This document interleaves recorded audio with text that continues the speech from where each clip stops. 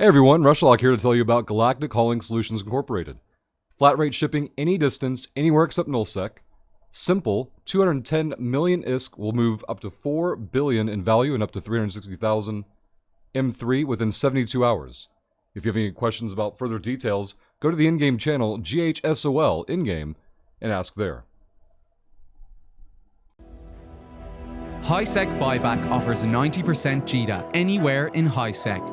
Simply go to highsec.evebuyback.com, appraise your items, create a contract, and get paid quickly.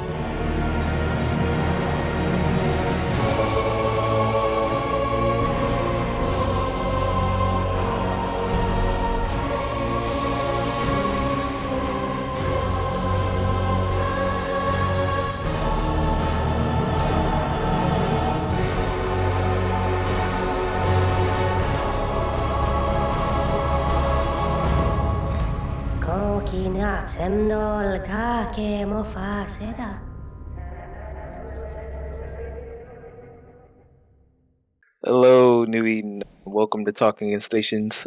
Today we're on a different Twitch channel due to some technical issues, but we're just gonna go ahead and just keep rocking and rolling. We have a pretty jam-packed show today. We're gonna cover some weekly news here shortly, and then we're also gonna have an interview with a very, very prominent and very well-known hauling corporation. He's actually the CEO of Low-Sec Buyback, but he also runs the high-sec buyback wing, and we're going to ask him a few questions, do an interview, and then hopefully if we have time, ask some newbie-friendly questions to kind of give people who are interested in this lifestyle, so a little bit of information. But just starting out, how is everybody doing today? Doing fine, thank you. And yourself?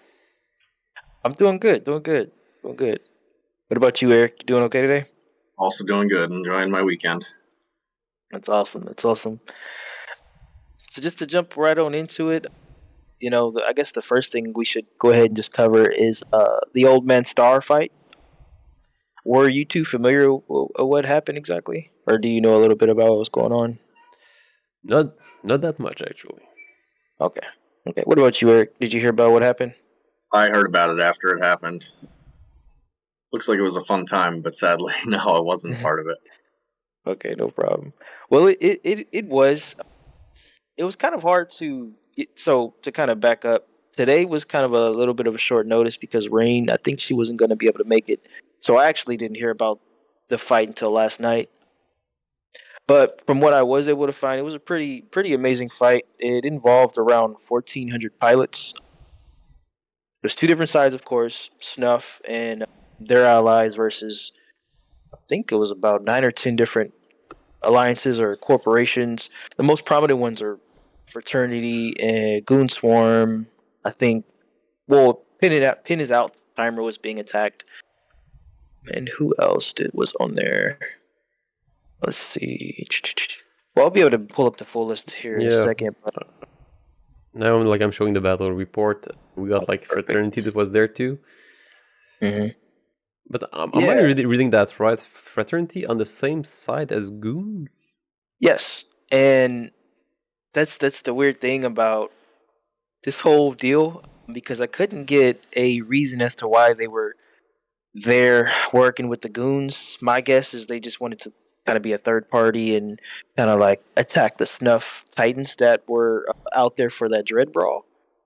And they just said, well, you know what the heck, we're just going to go ahead and kind of like blue chewel each other for a second and just try to take them on, which is super surprising because they still ended up dunking on both goons and fraternity, but that was because they really didn't have anything other than like dreadnoughts and sorry, not dreadnoughts, dreadnoughts and a few carriers, I believe.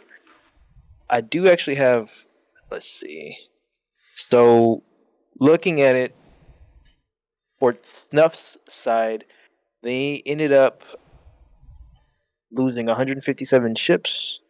On an average, it was about 220 billion ISK loss. They had a 59% efficiency.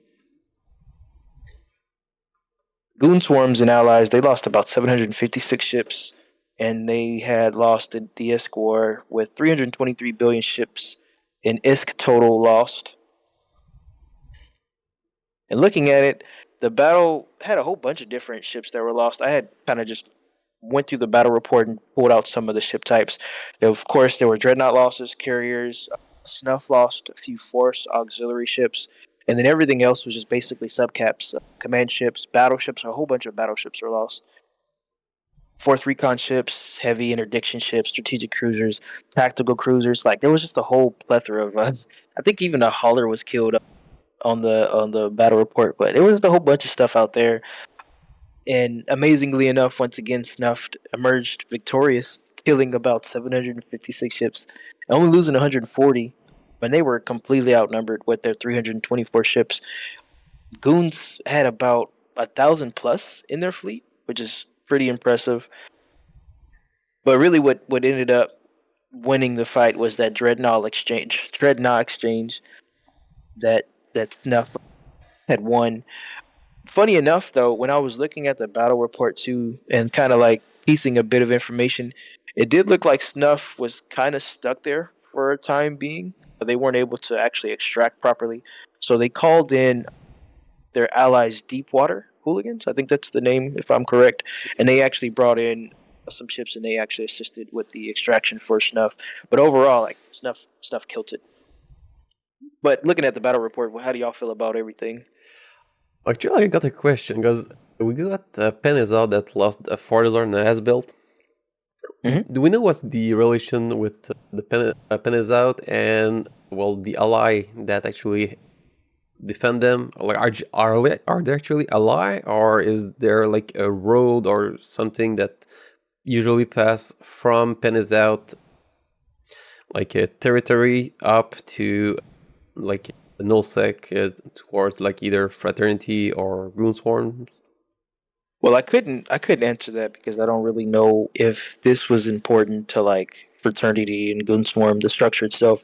And what's even more confusing is I had honestly thought Penny's Out had disbanded about a year and a half ago, so I didn't even know they were still alive and kicking.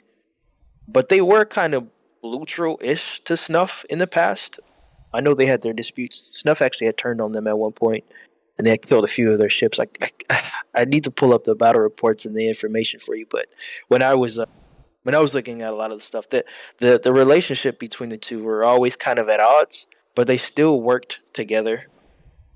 But that being said, no shade at Snuff. They've always had like a rich history of, I don't want to say betraying their allies, but taking on targets of opportunity while still holding somewhat of a relationship with their other alliances to work on taking other fights. That makes any sense. Yeah. Actually, like I'm looking like those like different like low-sec groups like No Forgiven that are like cartels on there. Yeah, like those are like some that we were used to see with the the Imperium. But Deepwater Hooligan, like they do play like on every side, snuffed out to all the other Shadow Cartel too. Well, Shadow Cartel, I think. Well, you need to pay them. Well, that's true, but I've always seen Shadow Cartel and Nup as rivals up until stuff got too big to handle. But yeah, just crazy stuff. The thing that really kind of blew my mind is the amount of faction dreadnoughts that were lost. Like, whoa. Just looking at the amount of dreadnoughts that were killed was just insane. Like, if you keep scrolling down, you see a few revs. Yeah, but Yeah, there you go. well, if they used like their Titans with their Doomsday one after the other and the other, well, those are the targets that you'll see drop by. Later on, we'll be speaking about like some T2 Dreads coming up, but that battle right there, that's the use of the real death ray that they can be used against capitals and what it can actually be doing in like a capital fight. So that's great. Yep. I really don't have much else to add to this. Let me just look through my notes just to make sure I talked about everything important. Oh yeah, there also was I forgot to link it in the show notes, but I'll have to link it by the end of the video. Snuff actually recorded, well, actually a few of the alliances involved recorded different videos from different perspectives. So if anybody who also just wanted to take a look at how everything unfolded, I'll make sure that I get that sent over too. Cool. Great. But that was the Snuff fight. Now, kind of like just moving into the next topic. New Dreads. So CCP's working on a new class role of ship. Eric was also saying he was pretty knowledgeable about it, but I also did review the dev blog, and I found some pretty interesting things that I also wanted to cover too. But Eric, I guess I'll start with you. From the dev blog, what were some interesting takes that you feel like you were really excited for? From my standpoint, it's exciting to see CCP working to try to break the classic cap ball up by introducing that AoE newt. It's definitely a nice step forward towards making capital positioning and placement matter, rather than just bringing 20 of these things in a ball. You know, you could actually be better off bringing a smaller number and maybe even using, hopefully using the warp formations that we don't see used enough to get these things to the right place in the grid where they can apply the effects that they're meant to mess up the enemy fleet with.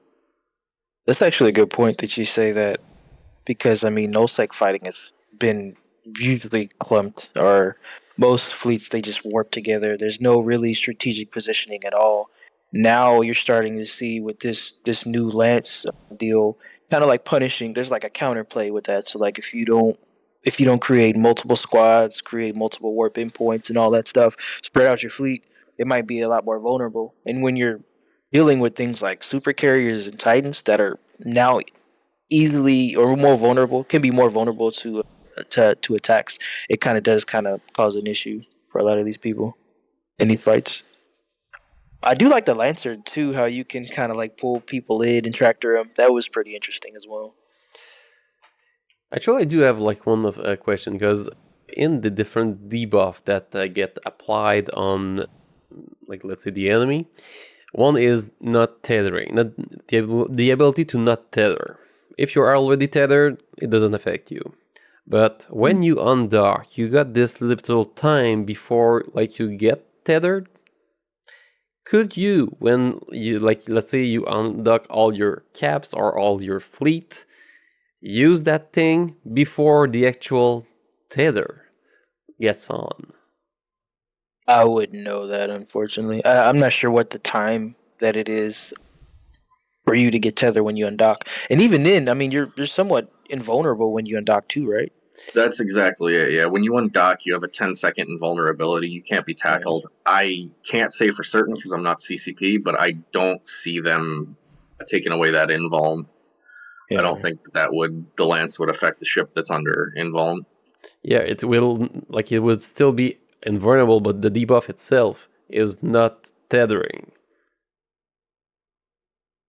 So it might be. I don't believe any effects can be applied while you're under invuln, but that definitely is an interesting question. Something that hopefully somebody will get raised to CCP for a firmer answer. Yeah, I didn't even know about that. I'm gonna have to look into that too myself. So, can you kind of give me a little bit more information about the debuff? So, like, what is exactly does it entail again? Yeah, like on the CCP page right now, going through like those new ships. So here you got like the Amar Bane. Let's actually try to get that bigger. That looks really cool. And that's too big for the screen. Okay. Yeah, and while you're doing that too, I think it's also important to kind of like go over. So like, there's a few different variations of the Dreadnoughts that I pulled. The Moros is for damage. The Nagafar will be for specifically the Lancer module itself. The Moros' Lancer will be for damage output. The Nagafar will be for mobility and range. And funny enough, the Phoenix class, which is the Caldari variant, it'll be for shield boosting. So you have like different roles that each one, kind of like how CCP's has always done different roles for different races. Each one fits into their niche playstyle. Mimitar has always been fast and mobile. Caldari has always been tanky, and the Galante Dreadnought will be for damage. Yeah, also like the Galante Dreadnought is the only one of the 4 that got a bonus to hull tanking. Oh, So that's weird. that is super weird. Some of the bonuses are pretty cool. Yeah, the Hubris has a 5% bonus to hull tank, and the Volraven, if I'm pronouncing it right, has actually a bonus to active shield and active armor reps, which I think is the first time we've ever seen an armor bonus for a Minmatar capital ship. Yeah, that's actually kind of cool too. Another thing that I thought was neat is Khanid finally got into the capital game with the Bane, which now is a Minmatar Dreadnought that uses missiles, really mixing up the meta there, because you got an armor capital that shoots missiles. Yeah, so like here we see the lance from the Caldari Karura. That's so cool. Yeah, like the animation, once again, like the art team, like at CCP, like they're so great. Yeah, the art team has been the standout thing for CCP for most years. But go ahead, I'm sorry. Yeah, so here we got the Minmatar one. Like, it really just look awesome. Yeah. Oh, it's also, I don't know if we've already covered it, but it's also important to highlight that these will be suited for killing super carriers and titans. They'll be vulnerable to battleships, so there's a counterplay. And one thing I do want to also kind of go into is I feel like a little bit of a side note. If you're a miner who has a lot of ore or who is planning on doing a lot of mining, it might be in your best interest to mine and hold on to your ore until like these ships come out and blueprints are available, so that way once the Nullsec alliances, who will be the first ones to get this out, buy up all the materials in their space and in HiSec, you'll be able to start to see a lot of those materials that you would normally sell, for normal rates, maybe get a 10 to 15% markup. Yeah, but because of the demand. Like the thing that I wonder, will they be on market, like the blueprint, or will you have to research like the BPC of the T1 to get a chance to get the T2, and then only some new capital parts is gonna be on market? Oh yeah, capital. Well, I don't think they would introduce any new capital parts. Well, they need to, because the only one that we got are the one from the Jump Freighter that are T2 capital parts. Mm-hmm. So you'll need at least turrets and some other points that you usually need to get a capital ship on. So there's gonna be at least 2, if not 3, new capital parts T2 version, because the Jump Freighter, well, there's no gun, there's it's still really hard to build, but if you're by yourself, but it's doable. Well, the thing that I've been understanding with CCPs, at least for Dreadnoughts, they're trying to make them as easy to produce as possible. With these, though, being T2, you might be right. They might try to introduce a lot more subcomponents that you have to produce. But even then, I feel like there would probably be other ways that you can get it, like running sites, getting the blueprints, and of course, with T2 blueprints production, you'll have to probably still go about it that way. But from CCP stance, they want more dreadnoughts in space, so they'll probably make it a lot more viable than, say for example, super carriers or titans. Yeah, well, you're touching a good point here because they also announced like a whole industry rework that's going to be happening in the same patch to make sure that like some of the standard capitals will be like easier to build, because right now it's not agreeable, and which actually just makes sense to get like the T2 at the same time that would have like their own level of difficulty to build. Mm-hmm. Yeah, but interesting stuff. Before we move into the interview, though, did y'all have anything else that y'all wanted to say about the capitals themselves? No? Okay. Besides, whoever builds one, sell me one. Well, we're going to see what the price will be. Since it's going to be the first one, it's going to be quite a bit. I don't know if I can afford anything like that. But I do want to end on this point. The Lancer module really does look like a really weird, and I have to give. I'm constantly always kind of like complaining to CCP about the decisions that they make, but I feel like this new Lancer module, A1 development. Thank you CCP for adding this in. It's going to be really interesting to see massive PvP battles now. Yeah. Well, But anyways, go ahead. yeah, because like right now, like there's a lot of stockpiles for those that were into the Rockwall era, but those that are starting up and that are only a few years old, it's harder to get this capital production running. Yeah. All right. Well, that's the new development that's coming up soon to a local station near you. So we're just gonna go ahead and just kind of shift gears a little bit now. So for the last portion of our show, I wanted to go ahead and interview my friend here, Eric. Before we start, Eric, do you want to kind of give like a brief description of who you are, what type of playstyle you have in Eve? Yeah. Sorry, I just accidentally deleted half my notes. Control Z, man. I'm actually, I guess, in the grand scheme of things, a relatively new Eve player. I started playing early 2017. I watched Eve a long time prior to that, but either just not having money to subscribe or having a computer to play it on, I didn't get into it as early as some of you guys out there. But right now, my main play style is either PvP, which is what I enjoy doing, and then the high sec and low sec buybacks, which is just a great project, and hauling and trading is where I make most of my money to fund my PvP. That's cool. What type of PvP do you do? Do you do it with the low sec banner or low sec buyback banner, or do you have like a all corporation that you do PvP on or something like that? I keep my buyback characters very separate from my PvP characters. Just nice clear division there. The naming scheme is separate, but I don't PvP on my buyback characters. Mm. I actually have a corporation that's in South Nullsec, where I do most of my PvP these days. I got a question. Like, did I heard that right? You got like a low sec buyback?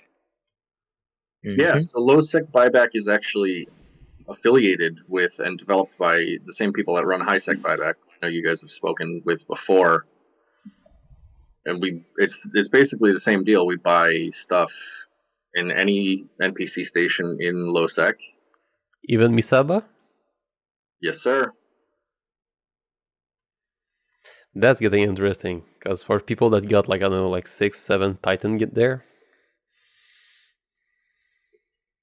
Yeah, and I don't know if I can buy 6 or 7 Titans at a time, but I mean, if people want to sell me a Titan in Masaba, definitely can look up Low-Sec Buyback and get in touch with us. Great. We'll need a link for that.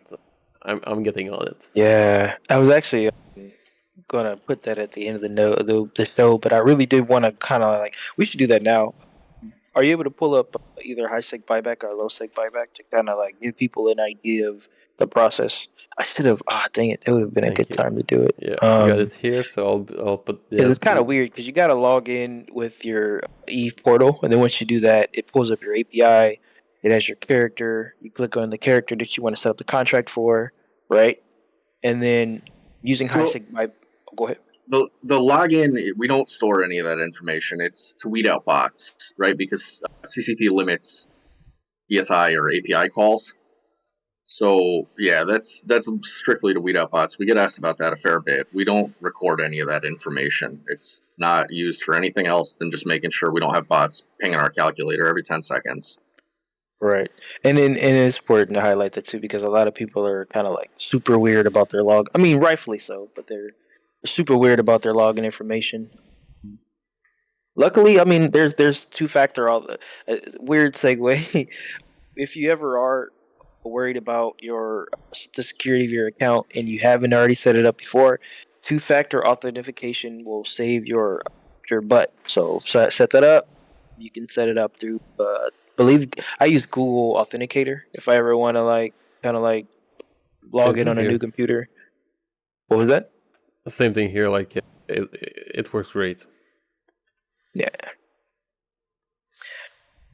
But sorry, backing up a little bit. So Eric, with the contracts, actually we'll get to all that here shortly. Kind of moving a little bit too quickly here. So with hauling, with your corporation, what different types of hauling jobs do you do?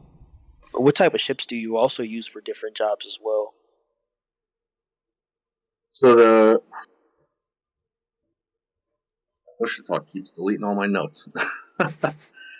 Control Z, yeah, man. the main ships that we're using is 90% for low-sec buyback. 90% of our freight is moved by jump freighter. Quite a bit is moved by blockade runners as well. And then quite a bit of freightering. I find myself doing probably about 150 freighter jumps a week on average. Dang, that's actually kind of crazy. How much fuel is that? Do you keep tabs on that? I wish I did. I could probably talk to the guy who does most of it and get an answer, but it's got to be quite a bit. Wait, you have a guy whose job it is to keep tabs on the fuel budget, just for the jump freighter? No, just Oh, I was about to say. Wow. I don't do the majority of the jump freighting. We have another guy who actually does the majority of our jump freighting for Low-Sec Buyback, and he would have a better idea. I do niche stuff here or there, or when I have a ton of bulk stuff. But I mean, we probably move.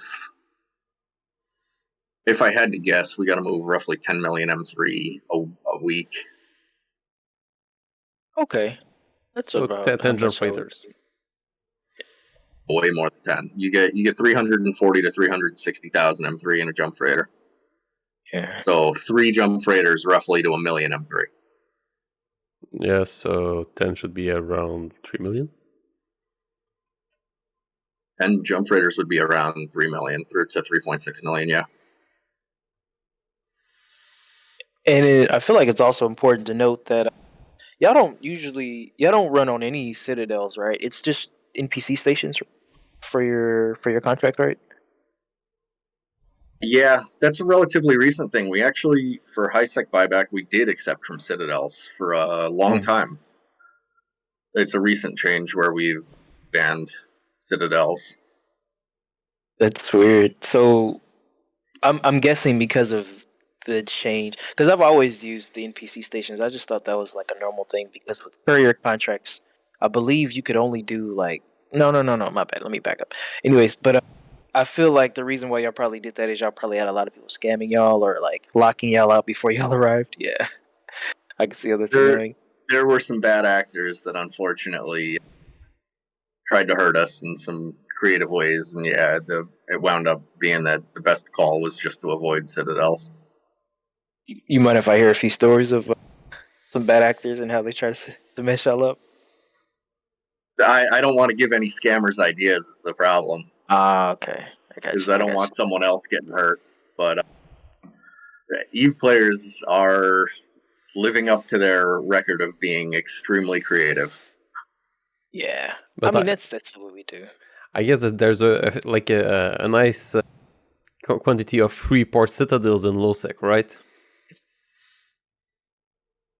There's a few free ports, and most of them I wouldn't trust. Yeah. We got Well, a few stories of those. Oh, I have plenty of those, mostly with. Well, I don't know if PL still lives in Amamaki, but they used to do that back in the day a lot. They would allow people to dock there, and then they would change it. Anyways, I have a bad habit of going on a tangent. Don't mind me. Trying to bring things back. So we kind of started the next topic point that I wanted to get into with the risks involved with hauling, specifically to low-sec buyback, and then we can kind of segue to high-sec buyback. Are there any challenges involved with hauling, such as like war declarations, gankers, or gate campers that you've seen, or that you can recommend to new players to kind of like watch out for? Besides the Citadel stuff, we don't have to get into that. Yeah, jump freighters run the risk of you gotta choose your stations carefully. With low-sec buyback, a lot of the NPC stations, you might get stuff that's maybe in a kick-out station. Yeah. So you got to be careful. That's the biggest risk for a jump freighter pilot is when you undock, you don't have the ability to redock if someone's out there waiting for you. Do you ever have? Oh, sorry. No, go ahead. Do you ever have people? Well, it's so back in early 2008 when I was playing Eve mostly, you had a lot of war deck high sec corporations that would actually wait for somebody to go to a kickout station, what we called it, but it's the same thing you described, and they would undock when you're undocking, so they could actually push you off the undock. Do you see a lot of that happening with your jump freighters as well? No, we're pretty cautious as far as our jump freighting. Anytime it involves, we have a pretty good grasp of which stations we got to keep eyes on. Mm. But that comes from experience. A new jump freighter pilot would absolutely have to be very, very alert as to that. Have you? Oh, sorry. Go ahead.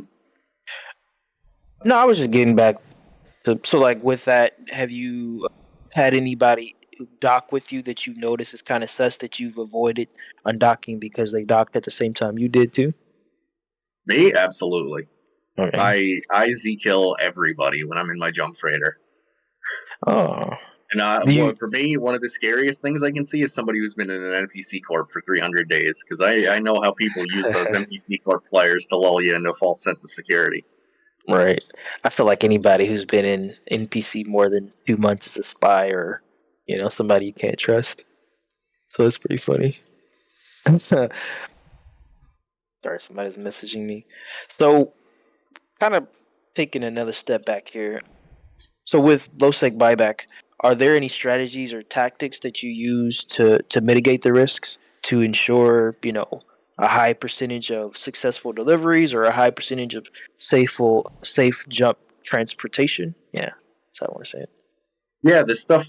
So I mean, I do some of the hauling. I deal with a lot of freighters. I deal with a lot of the big ships, and I do a lot of blockade running. Very high value, low M3 stuff. To the jump freightering, I actually outsource a lot of my sketchy jump freightering to somebody far better at it than me. Mm-hmm. Shameless plug for GSHOL. If you guys ever need a jump freighter courier, he's fantastic. But yeah, the biggest thing is learning your kick-out stations, I would think. And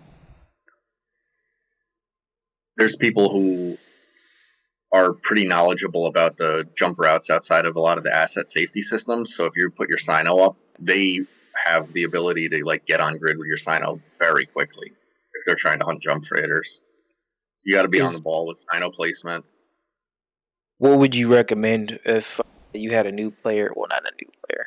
You had somebody who was just now getting into jump freightering, and they weren't as knowledgeable about looking out for things such as you were explaining with Sinos or people kind of like waiting to prey on those players? Like, are there certain things that you could recommend to allow them to avoid those situations? I mean, as in most things in Eve, joining a group of people that has that subject matter knowledge is probably the best step. If you want to learn how to jump freighter, go hang out with people that don't lose jump freighters. Yeah. And then Singularity is a great resource where you can go and practice setting up your sinos and jumping relatively risk-free, because if you lose jump freighter on Singularity, it doesn't hurt you at all. Well, there's a good question here. Some of our viewers might be newer to Heaves, and they might hear, okay, Singularity, CC, what's that actually? Singularity is the test server, which mirrors, I forget the amount, I want to say roughly every 3 months, or if CCP does like a big patch, where you can log on. The market is seeded with basically everything for, 100 ISK or 1,000 ISK? So you can kit out a jump freighter for like 10,000 ISK or something like that, and just go play with it and learn the mechanics. Yeah, I've seen people with Titans just doomsdaying each other just for the lulz. I actually did a lot of that when I was trying to learn how to probe when I first started the game. It really does kind of give you a more of a learning.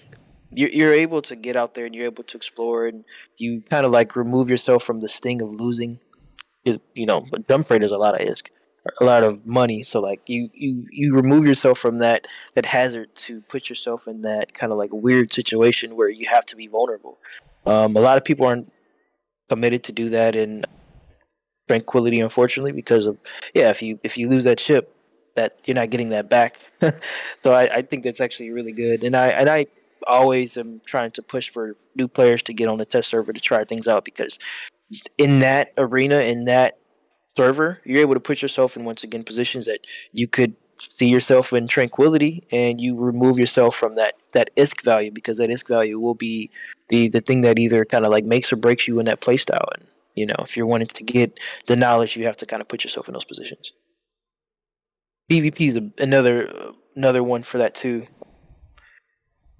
especially when you're kind of like working with like E2 ships. People are, once again, risk avert. They don't want to undock that stuff. Well, if you go to the test server, you can try out a whole bunch of fits. It's super cheap, and you can just work on yourself on that end.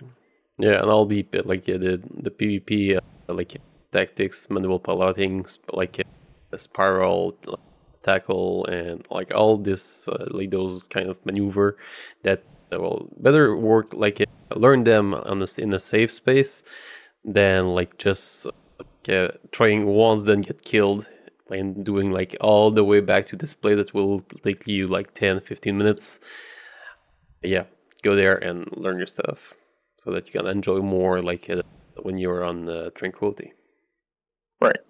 And I actually had I wanted to backpedal. So you had went into a little bit into the blockade runners. With blockade runners, can you kind of give me some examples as to how a new player would use those ships? And are there any other variants that you could use in Low-Sec that's alpha friendly? So blockade runners are nice because typically you can tank them just enough that they can survive getting hit by a smart bomb camp. The cloaking is a lifesaver. If you got a big gate camp that you don't think you can get through, you can just kind of cloak up and either wait it out or change your route without getting caught. They're extremely useful. I've seen a bunch of people try DSTs in Low-Sec, and it doesn't always work out. They're slow. They're very easy to catch.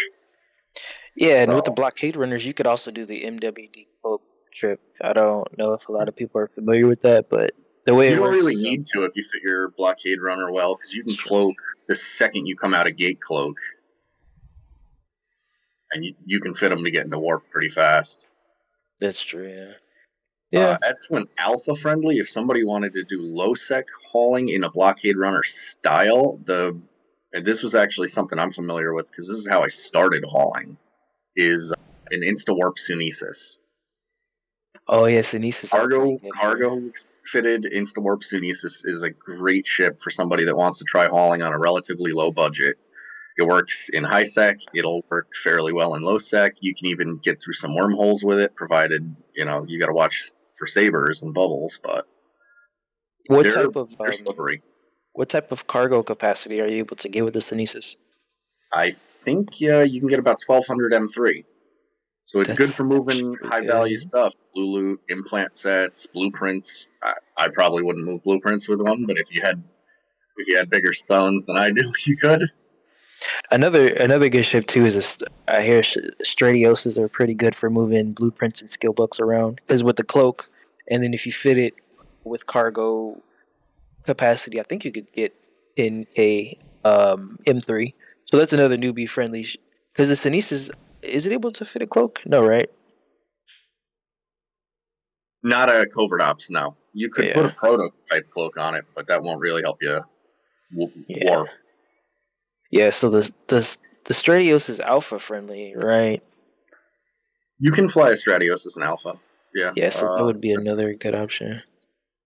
But alphas can't use cloaks anyway, so. Good point. Yes. Yes. That's very true. It's very true. Other than that, though, are there any other ships that you would recommend for like low sec hauling, or it's like is well, actually, probably not, because like the cloak is a make or break for low sec hauling, right? The cloak is pretty useful in my experience. Yeah, Yeah, but you I mean, definitely don't want to get caught on the gate. I'm not a huge fan of most of the T1 haulers, honestly. I think that they all have horrendous tank. They align slow. They're in low sec. I think you're gonna get caught more times than you're gonna get away. yeah, I would stick to the small fast stuff. Cut your teeth on that until you can get a blockade runner is kind of the right call, unfortunately. what about for high sec hauling? What would you recommend for like alpha friendly High pilots? sec hauling, you can actually get away with Tech 1 haulers to a certain degree. You gotta, and I know it changes. Like right now, the equation high sec hauling has become significantly more dangerous because of the 75% loot drop. It really Yeah, changes the equation in favor of the gankers right now. It's a lot more profitable to gank than it was prior. So, is there a ISK amount that you would say to try to like limit on your ships? I believe. So I'm very risk averse, but I know I think the standard, and I gotta look it up, but I think it's like 3 million ISK per 1,000 EHP is the rough guideline. Okay, I've never heard that metric before. Where did that kind of like start, or where is that something that you created? No, it's not something I created. I probably picked it up from Hauler's channel when I started hauling. I hung out there a lot, and someone did the math on either using catalysts or whatnot, how long it would take to kill you, and how many catalysts it would take to kill X amount of EHP. So they figured, okay, if you stay under this amount, they have to use more catalysts than it's worth. That's actually kind of If they gotta whelp 15 mil in catalysts to kill 10 mil in freight, it's not really profitable for them. But and if you're that's carrying 50 mil and they can use 10 mil in catalysts, all of a sudden they're probably going to hit you now. and that's actually probably the best counterplay to anything, because like it doesn't matter how much. A lot of people try to prepare their tank or prepare for these situations, but it doesn't matter how much you prepare for. You're most likely gonna die. So really, the best deterrent to avoid ganks is, of course, keeping your ISK total amount as low as possible, and just not being targetable. Really, I see a lot of miners make that mistake by using faction mods or using Mackinaws with like blinged out crystals and all this stuff. And really, what you're doing is it doesn't matter how much. And then, of course, a lot of these people have the misconception that hey, I have 100,000 HP. There's no way these guys are going to gank me, and they ended up getting ganked because I mean they're just not thinking from the ISK loss and possible gain that the gankers are kind of like thinking, because this is a business for them. They're going to gank the most profitable thing, and if you're profitable, It doesn't matter what ship you're in. Orca, let's see, Bowhead, T1 hauler. If it's going to be a gain for them, they're going to gank you most likely. Now, Yeah. Oh. Nope, that Go was ahead, it. I'm sorry. Oh, yeah, actually, I got a question because last year I think they allowed to have like different kinds of munition and things that you can like keep in a hauler to be able to move it with, let's say, like how do you call that? Like the R one Get that around. allows the bowhead. So can you now like charge up a bowhead full of hauling ships that are themselves full of other materials? No, because I think you can't have stuff in the cargo for the things that you're cargoing, right? So like if you have can. They did expand the ship maintenance bay a lot with the stuff that can go into it. It used to be just like modules. You couldn't have you could basically have charges. Now they've expanded it to the point where you can basically stuff your whole ship inside a bowhead with very few restrictions to what goes in cargo and ship maintenance bay. So just to make this sure I'm hearing this correctly, so say for example, if you have like 20 of the hauler that has bonuses to moving materials, you can actually put that in your bowhead now, and that there's no restriction on that. There's still a couple restrictions to the SMA or ship maintenance bay. But theoretically, yeah, you could do that. I don't know that it'd be worth it versus using a freighter. Well, it's to you just can do move the the cloaky material. trick. Well, the equivalent of cloaky trick with bowhead, which you cannot with a freighter. Yeah, Yeah, because you have the mid slots. micro warp drive to get in one cycle warp. That's such a good point. I've never thought about that. That's a I'm don't gonna wanna have say to play with cheesy that way. more. Hey, I never. you guys thought of never doing that. use the bowhead. So wait, are people able to scan the ship maintenance bay, or is that they are? Yeah, Okay, ship so scanner they will can show see. what ships are in there. But So, they- like, So they can if see. you're running a bowhead carrying 5 marauders that are labeled like incursion runner, yeah, they're probably gonna blow you up. Yeah. But like if you carry, let's say, not blockade runners, but like the other one, like deep space transport that got, let's say, marauders in their like. They can't scan your cargo, right? Yeah, so like it's like 3 scan down. So you need to scan the bowhead, scan the deep space, and into the deep space get into the right section to get like what battleship you got hidden there. Yeah, Kind of saying. Okay. there's ways that they can see. I'm not as familiar with it because I haven't done a whole lot of ship scanning. I thought the blockade runners weren't scannable though. Is that not true? The blockades runner, yes, but the deep space are not. And if you want to excuse me. move like a battleship, you need the deep space, like the deep space transport. Because if, let's say, you live in a wormhole and that you don't want to like tire up the wormhole too much, like you instead of getting it like a brand new battleship, I mean, like in the battleship itself, you use like the DST to move it up. So instead of being large, you're just medium, and you can move a lot of stuff in or out. You know, it's so funny that you bring that up. Living in wormholes too, if you were bringing in one ship at a time, you would have to deal with the entrance of the hold being kind of like reduced based off of the amount of ships. But with the bowhead, even though it's big, you can move a lot of ships with just that one ship. You know, so if you needed to bring in, I don't know, you said 5 battleships. You needed to bring in 5 battleships. If you did them individually, especially when they're assembled, they would actually take up more mass in the wormhole versus with the bowhead. It does have a lot of mass, but you can bring in a lot more ships, and you could reduce that effect of the wormhole probably collapsing on itself. Yeah, plus the battleship themselves, once assembled, got the frigate base, so you get another ship there. Oh man, yeah. See, And like then so you can bring in you 2 know, like ships. those Russian So dolls weird. things that we got here. Like, it's wonderful. So you got the bowhead, then you got the battleship, then you got the frigate. That's actually kind of funny. Yeah, so you're bringing in twice the amount of ships. Yeah, man, hauling is interesting. Another I think the weird. frigate escape bay is actually one of the things that you cannot carry in a ship maintenance bay. Oh, okay. It will make you pull the frigate out. Oh, really? Ah, that's so Yeah. sad. At least it does the capitals. CP. But speaking on wormholes, that's actually one of the things when you were talking to me about hauling. When I started hauling, I was in a wormhole corp up until very recently. I've been a wormholer, and it's a big part of the reason that I fly the shield haulers rather than the armor haulers, because a plated DST used to not be able to fit through a medium wormhole. So you actually had to choose the hauler based on, if you lived in wormholes, you were probably flying Kaldari or Minmatar haulers rather than Amar or Galente for that reason. Oh, I didn't know that.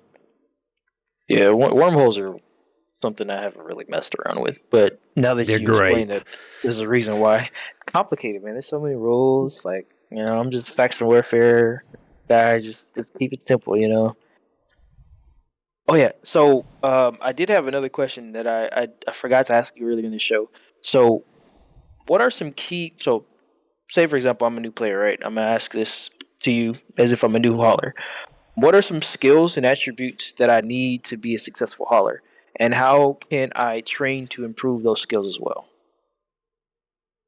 So agility and tank, I would say, are the most important, right? How fast you can get into warp, how fast you can get out of warp, and your tank skills, I would prioritize over cargo space.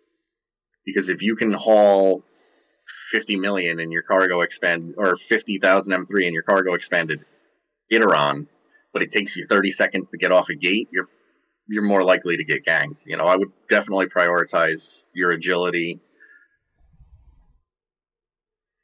Agility, maneuverability, and High speed tank. maneuvering. Yep. So high speed maneuvering. I'm not in game right now, so I can't pull up the exact skills, but I forgot there was a name for them when I started Eve. I think it was like the 12 engineering skills or whatever. But the Magic 14. Yeah, man. Oh my god, I haven't heard that in a long time.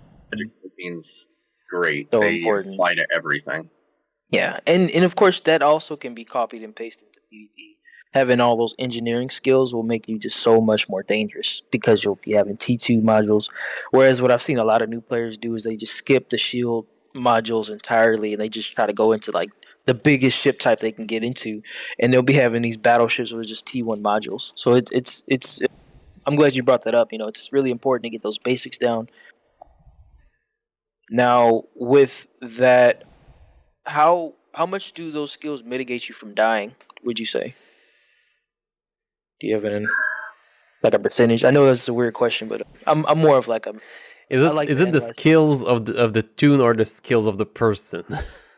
With I think it's hauling, it's both.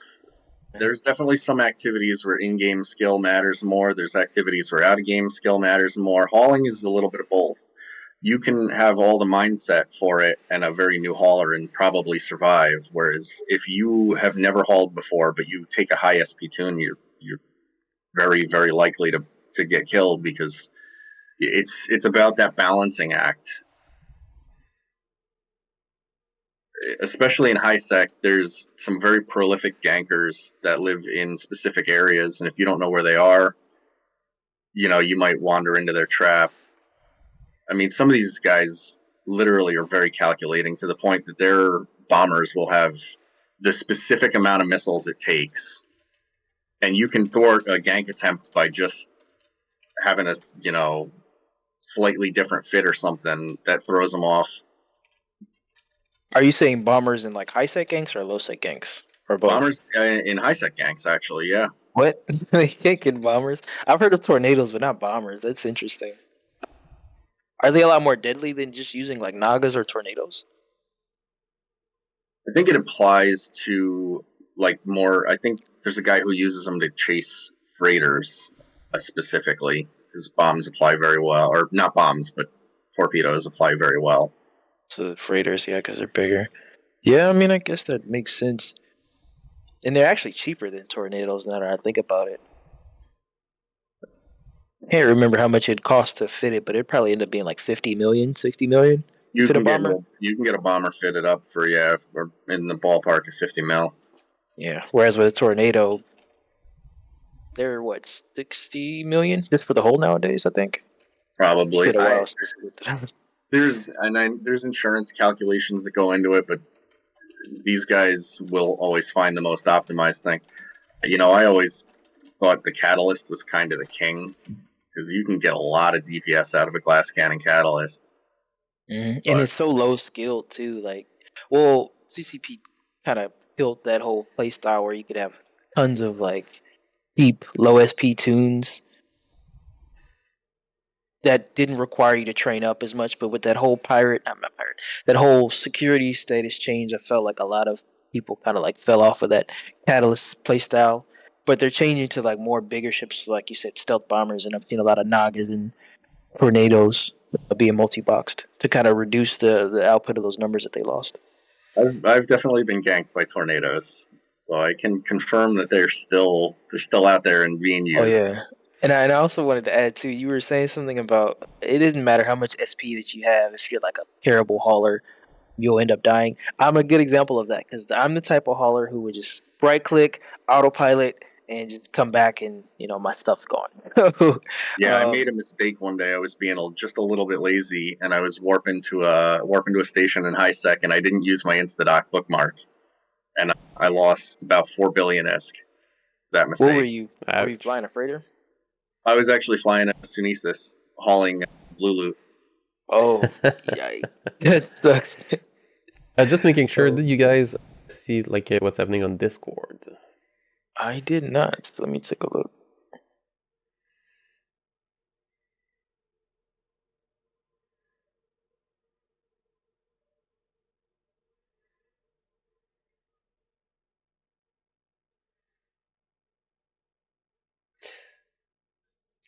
So we got someone named BeacanBoy saved the day. Someone that you might know, Eric.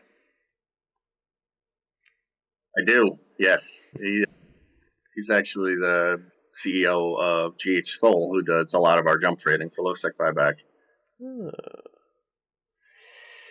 Good.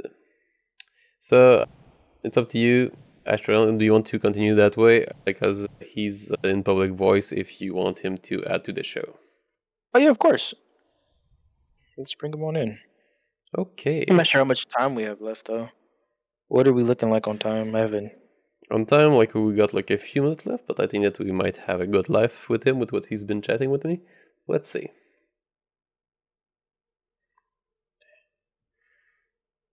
Okay. All right.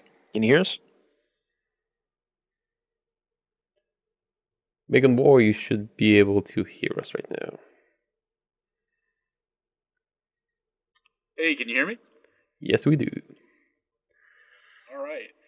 If you had any jumper questions, feel free to ask them. There's an elephant in the room, though, if you didn't know that. Maybe you brought it up a little earlier. Have you heard about the T2 Dreads? Oh yeah, we talked about it. We spoke about it earlier Okay, at the I show. must have missed that part. It's going to be a pretty exciting change when that comes through, especially for the jump freighter pilots. What exactly would be interesting if you wouldn't mind, can you share a little bit about that to us? Yeah, sure. CCPA doesn't have it all nailed down right now, but they're planning to release this T2 Dread with a special weapon on it, and it has an area of effect that's, I'm thinking, around 100 kilometers long, 2.5 kilometers wide. But because it's area of effect, it will impact someone in warp, especially if they're moving along a line. Let's say if they were warping from a station to a gate in So like an Low-Sec. interdiction? My understanding is it's a column or a cylinder. Oh, I didn't know They that. could Yeah, line the that lens. up, right, between the gate and the station that the jump freighter just is coming from. I was under the understanding that it was like an on-grid thing, so you can actually pull people out of warp with that. It's not pulling me out of warp. It's damaging me in warp. Remember when you come in with a ship and a smart bomb goes off? Mm-hmm. And even though you were in warp, you now get potted effectively, right? Right. So it's the same principle. The jump freighter would come screaming in from the station. It just, this is all in Low-Sec. Land on the gate. But in that last 100 kilometers, it'd be taking a hell of a lot of damage. And with that, you can stack the lances on top of each other, right? Yeah, they do that. They'd probably be doing damage to each other too, but they can take it a lot more than a jump freighter. Yeah. The other thing is, and they demonstrate CCP Aurora and was it Swift and B demonstrated this on the stream when they lanced towards a station. So if a jump freighter pilot's warping and gets caught by that lance for 1 minute, we talked about it a little bit earlier with disabling tether, but it also disables the ability to jump out, and it disables the ability to take a gate. So that jump freighter, if he got hit with that lance, would essentially be stuck. He can't warp, he can't jump, he can't take the gate. He's stuck there for a minute. The only thing he can do is align. So yeah, there's been a lot of talk about how it's going to affect jump freighter pilots, and that the common entrances from low-sec to high-sec space are going to be camped by cloaky snuff dreads. Is That's what I've been actually seeing kind of people talk about. impressive. It's really impressive now that like you kind of say that, because I mean, jump freighters they haven't always been like as slippery as most people would assume, but I mean the survivability rate's pretty high. Now with this, you have the possibility of making more plays on jump freighter pilots. So I don't know. It's a good and a bad thing, because I feel like with this type of change, it'll probably disincentivize people from doing it as much, and the people that do continue to do it, they'll make more money, right? With that kind of change. Yeah. I could definitely see some of the less diligent jump freighter pilots getting themselves into some trouble. Yeah. Do you think? Oh, I think go ahead. I'm sorry. The biggest risk is that you could sort of blockade Jita. If you put one of these at every low-sec to high-sec entry point, there's half a dozen of them, cargo could halt. Yeah. You remember the old days of burn Jita? Well, it's worse now too, because I mean, Jita is cut off from the Galante space. So like, there's already kind of like a hard way of getting stuff from region to region. Now you're just adding more pressure on supply chains. So yeah, like it's kind of interesting, because I feel like you'll start to see a lot more people just become more inter-regional trading. So like with Mimitar and Galante, like a lot of people before would just go from Rins to Jita rather than just going from Dodixie to Rins. So, sorry, backing up here. So how do y'all feel about that with these new changes? Do you see a lot of more people just working with the regions that they are able to connect to with HiSec, or do you still see a lot of more people just risking and venturing out there to try to get the cheetah?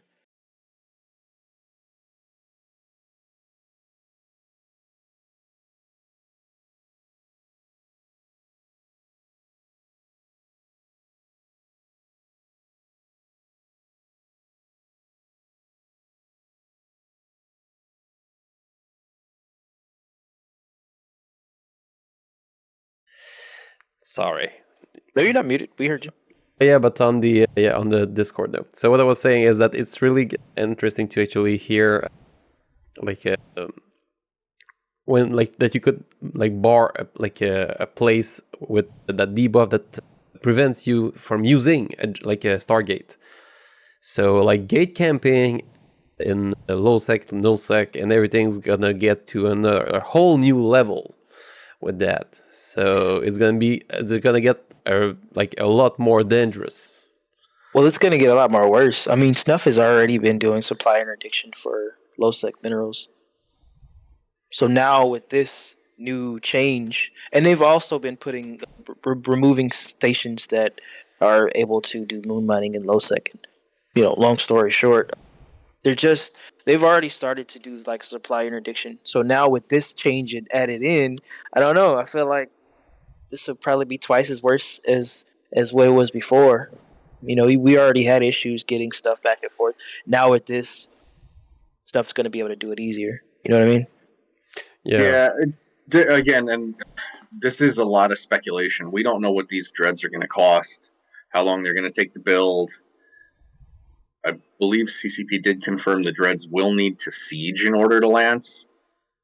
and it's a 15-second spool up. So I mean, when a dread tries to do this gate camping, I mean they're committing to the grid, which means there's a good chance that somebody's going to get wise to one of these dread pilots doing this, and maybe even move in dreads of their own to bait a dread pilot into lancing a gate to be able to drop on and kill one of these dreads, or we might see Kiki fleets, bombers, who knows.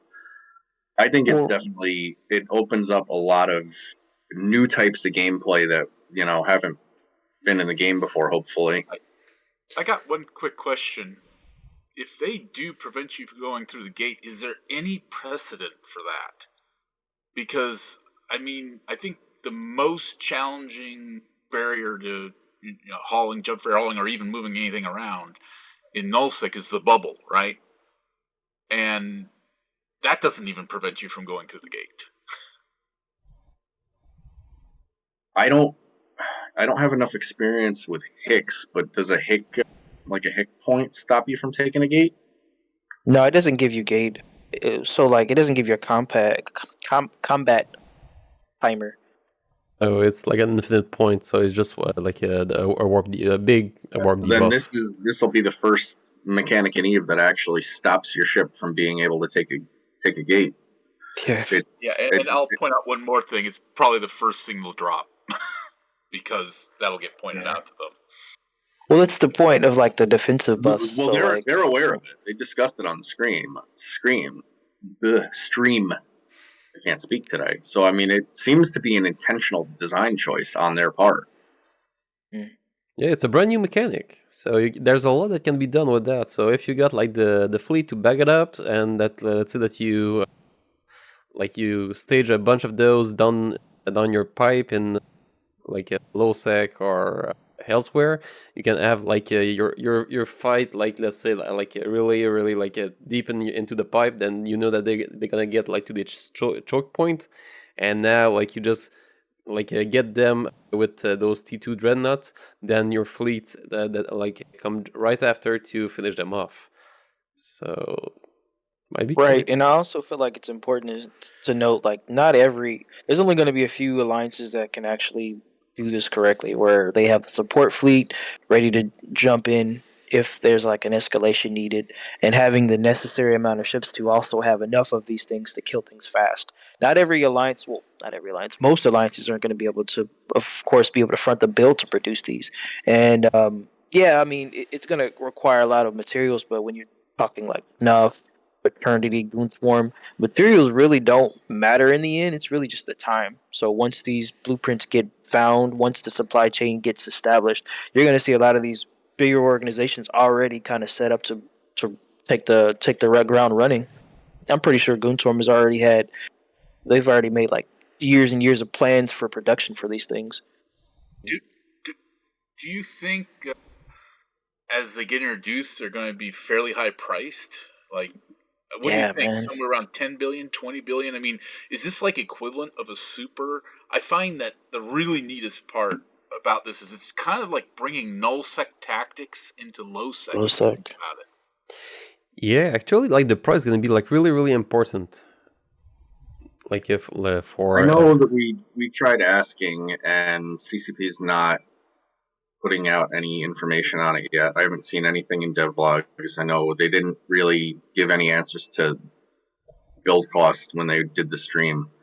But I think the only comparison point we realistically have at this point, and it's still speculative, is if you look at the Tech 1 freighters into the jump freighters. Right? Because the jump freighter right now is really the only Tech 2 variant of a capital ship that we've seen. So, indeed. yeah, I mean, but if they lower the amount, if they lower the amount of Tech 2 pieces that it takes to build this Tech 2 capital, you'll get the price down. If they keep the same number of pieces to as the jump freighter, it's gonna be instantly high, above 20. Well, I was actually kind of looking at the initial prices. What do you think it'll be for the first month? That's so hard. I don't even think people would honestly sell. I don't even think honestly people would sell for the first month. I think like if any alliances are producing these, they're probably going to hold them. But as far as the price, it's hard to say because it'll also be determined on how many low-sec materials it requires to produce it. And we've already have an issue with supporting enough low-sec materials for all of Eve. So if it's gonna be like twice the amount of what a dreadnought is gonna be currently right now, I feel like it'll be 20 bill plus for sure. Because just the amount of materials alone right now, I mean, Ren's gets wiped out like daily because there's not a lot of low-sec materials that are out there. So you know what I mean. Once that happens daily and the supply chain starts to get kind of like worn out, and you're starting to see a lot more demand for that supply side. Yeah, I would expect it to be 20 billion for quite a few months, really. Yeah, but it also all depends on will the change on the industry coming in June will also impact the whole capital production that much, or we don't know. We'll see what's gonna happen there. Well, I definitely foresee a lot of business going to low-sec buyback, given that people aren't going to be wanting to move things in their jump freighter anymore. Yeah, it's a good segue. Ben, can you pull up the ISK Buyback website for me real quick? Because I wanted to show the stream kind of what it looked like earlier and kind of walk people through the process. Sure. Let's go there. Here. Yeah, while he's working on that too, I did have a question for the. I apologize. What is your name again, sir? BeacanBoy saves the day. I'm the CEO of Galactic Hauling Solutions. Eric mentioned this earlier. Okay. So since we just had you pop on the stream, if you wouldn't mind, can you kind of just give like a brief description of yourself, and then as a follow-up question, let me see. Here's a question I haven't asked Eric that I can ask you. What are some of the most exciting and memorable moments that you've experienced in hauling? Oh, geez. I mean, it's hard to choose. You want the most recent one? Whichever you feel like. It's definitely entertaining. So there's a lot of entry points to Jita, and and they're camped by people who do gate bumping. I think you mentioned this. They're generally Blops battleships, and they pretty much force you to come through the gate, use a bookmark, things like that, and that has been a challenge. But I think it's pretty much been overcome at this point. So to step up the game, they ended up bringing in not only the Blops battleship with the Logi, that was sitting there cloaked on the gate, going into high sec, but they also brought in a fleet of 24 stealth bombers who shot through the gate ahead of the jump freighter, because the jump freighter's in warp. It's committed. It's going to go through that gate. And they sit on the other side. This was done by, most recently, the Kujans. You remember them? It's a group. I'm not familiar with them. Huh? I'm not familiar with the Kujans. They do a lot of high-sec ganking. And Jason Kujan used to be, well, in any case, well-known. Though not as active lately, and obviously come back for a week or two there, maybe even 3. Seems to have disappeared again. And notorious for locking down big targets like a jump freighter in high sec with a fairly durable ship, and in the 15 seconds they have, melting it. With stealth bombers. Oh. And your only hope, because I've been in this situation more than once, when you see the wall of catalysts or the wall of stealth bombers in front of you, is to sino away. And hope you can hit that sino button before any of them do scramble your warp drive. But there's other stories that are a little more involved, and I'll save them for another day. Does the Black Ops normally also scramble, or what do they do exactly? They bounce and then scramble. So they're moving about 4 clicks a second and trying to, in the one tick before you go through the gate, they're trying to give you enough velocity to move you more than 2,500 meters from that gate going into high sec. Oh, you're talking about ship bumping you. Yeah, the gate bumper. Oh, Right. got you. I Yeah, see. Okay. fast-moving blops, usually either brought in by a cloaked Arazu, or it's sitting cloaked behind the gate. Wait, and obviously they have eyes, and they know the jump freighter is in warp and coming. And it's kind of interesting. It takes a huge amount of effort, and almost like two groups of gankers cooperating. Yeah, that's crazy. There's a whole bunch of questions I want to ask about that, but So like I you said, wanted probably to go Bring me back sometime. We'll talk hauling. of Great. course. So high-sec buyback. So how does that work? Like quickly. Right. So Eric, did you want me to describe it, or do you? That's up to you. If you feel comfortable, you absolutely can. Otherwise, I can Well, talk to it. this isn't like a sponsorship or anything, but I actually use low-sec buyback quite a bit. I'm a miner in high-sec, and I use high-sec buyback to kind of sell my ore. Essentially, how it works: if you're like a new player and you wanted to note this as well, you can sell pretty much anything with high-sec buyback: faction ships, modules, ammo. For me, materials is what I would use.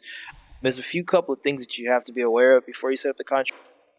You have to log into their site with your character that you're sending the contract on. Eric has already advised it to us as well. None of the login information is saved, so you have that level of security.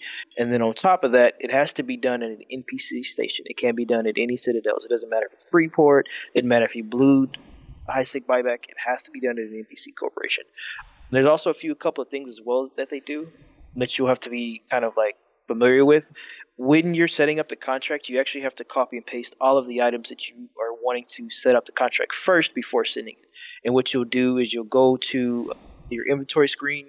In the inventory screen, to make it a little easier, if you change it from the icons to like, the if you look at the hamburger menu, I'm gonna do a terrible job explaining this. You click on it and you change it from icons to like the list format. You can actually hit Control A and Control C, which is copy everything, and then copy, and then you take it to that browser. You hit Control V and you hit appraise these items, and then from there it'll give you the G to buy price for all those items. Sometimes it's 80%, sometimes it's usually 70%. It's based off of what you're sending. With materials, a lot of the time it's a mix between 80 to 70%. Once you get that price from that contract, then you take that price, you do it. It actually has a copy icon. Once you send the appraisal, you take that price, you go to your contracts, you submit everything that you had in the appraisal. I mean, high-sec buyback also does check all that stuff to make sure nobody's trying to scam them. And then once you do that, because I've tried, don't tell anybody. Once you do that, you search high-sec buyback in your contracts, and then you submit that price, which you've already copied, into the price that I'll gain in the contract. And once you do that, it gets sent over to high-sec buyback. They normally, if there's any problems, they normally message you in-game. And then once it's submitted, they'll, of course, accept it. They'll send you an email telling that it's accepted. And then on top of that, an interesting thing that high-sec buyback does that I wish I would also remember to follow up on is they actually do giveaways to people based off the amount of contracts that you do. So per contract, I think you get one ticket or something like that, and they do a drawing every Sunday for like ship skins, right? Yeah, the Eve partner skins every Sunday they're given away. It's not based on ISK value or anything. Any contract gets you entered into the giveaway, which then will ping on Discord in our giveaways channel. So it's definitely a nice touch. Some of those skins are worth good money. Yeah. How was my tutorial? Did I do pretty well with that? Pretty well. When we were talking about high-sec buyback, you said that it's typically 70%. I think you were talking about low-sec buyback there. High-sec buyback's base rate is 90%, Cheetah. Oh. Low-sec buyback is 70%, just due to the fact that hauling cost is more. That's a lot. Yeah. And then it scales based on items. Like you try to sell titanium, it costs more to haul, right? Because it's huge. Right. So calculator actually, if you put something in that's super heavy, Let me test that out. Can it'll you like actually give you a little, like if you type in like an obelisk or something, it'll give you a little exclamation mark, which you can hover over, and it'll say, if this item is at a high-sec island, it might be rejected because the ISK to M3 value is, too bad to haul. Yeah. So yeah, it's a pretty good calculator. I know he's put a lot of work in to try and make it extremely comprehensive. Because we want people to have all the information up front. We don't try to hide anything from people. This is the rate. This is why we're paying it. And, so people can make a good decision about whether our services work for them. And I think the results speak for themselves. Well, it's just the convenience that applies for it. Like, yeah, like when I first started kind of like doing high-sec buyback, I was kind of a little bit skeptical of like having a reduced price. But when you really think about it, the tax percentages you would have to pay whenever you set up your own orders, the amount of like order modifying that you have to do to get a competitive price, the hauling itself also requires so much more time that once you factor in the buy price itself, it actually ends up kind of being a win for the consumer or for the person sending the contract, because now you don't have to spend 20 or 30 minutes hauling stuff to JITA. You could just get back to whatever you're doing. You know what I mean? And you could just let that just kind of just sit. And once the money comes in, you get a giveaway on top of that as well. So I don't know. I feel like high-sec buyback has been, and I know this sounds like a sponsorship, but it really has been revolutionary to like miners who, just like mining, and they don't want to deal with the market trading or the hauling and putting themselves at risk. They just want to just do their play style. And that's kind of why I use it. I don't know if I'm It's very mistaken. good for people. Go ahead. But I think that high-sec buyback is actually like a sponsor of TIS. Well, it is. I was joking. I was trying. Okay. Trying to be funny, but I'm not funny. Yeah, man. But kind of trying to turn it around here because I know we're probably like way over the show time, and I wanted to ask both of y'all some questions, and then on top of that, I asked the new guest some questions, so I don't feel like he missed out on much. So it pretty much covers it, I think. It pretty much covers it, the whole show. Yeah. But just a few questions real quick for him. You can always bring me back on a show next week or something. Well, that would have to be. Yeah, I guess we could look at that then. I'm not usually the host of the show, so I can't really say who's coming on next. But I can see what we can do for that. Maybe we could do a part 2. Because I also I'd love to have Eric here too. We've worked together a lot over the years. Oh, really? Y'all aren't competitors, are y'all? We could be, but we work real well together. Awesome. All right. Well, yeah. I guess we should probably just try to make some moves to get y'all on another show then. So I guess we'll go ahead and start moving towards the closings. Before we do that, do y'all have anything y'all want to add to, I guess, your remarks and your outro?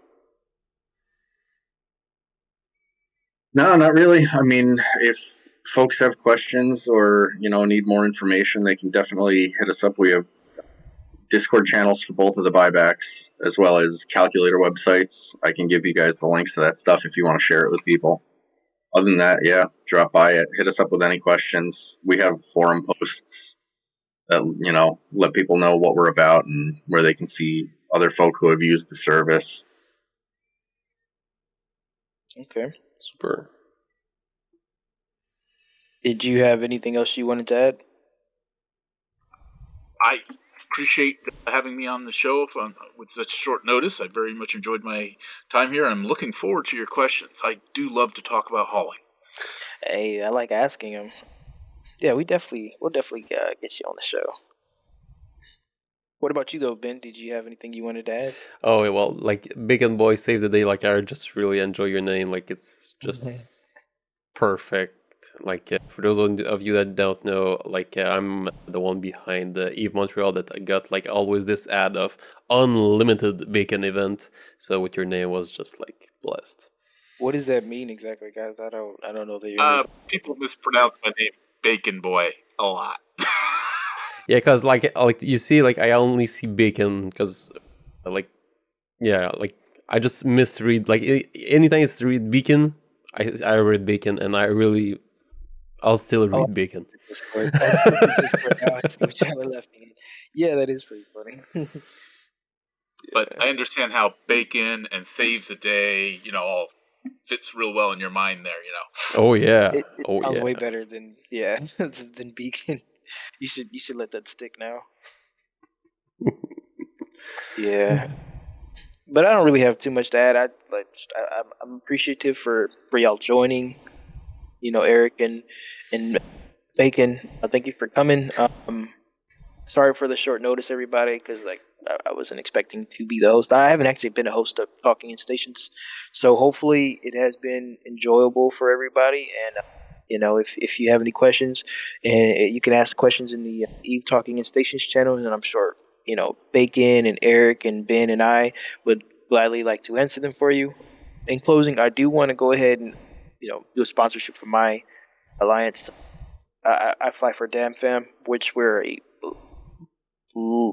I don't want to say role play because not everybody role plays, but we're more we're loyalist to the Mimitar militia, and we are looking for new players who are wanting to get into mining.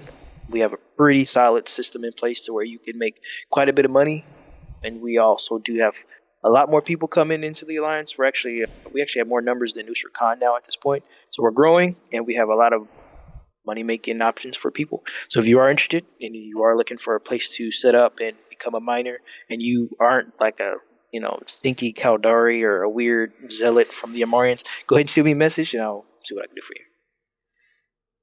That's great. All right, y'all. Well, at this point, we're going to go ahead and close the stream. Thanks again for coming and listening to us talk about hauling. And going forward, once again, if you have any questions, send either Eric, Bacon, or any of the Talking Stations crew, and we'll try our best to answer the questions as quick as possible for you. In closing, thank y'all, everybody, and have a nice day. Thanks for having me. Thank you.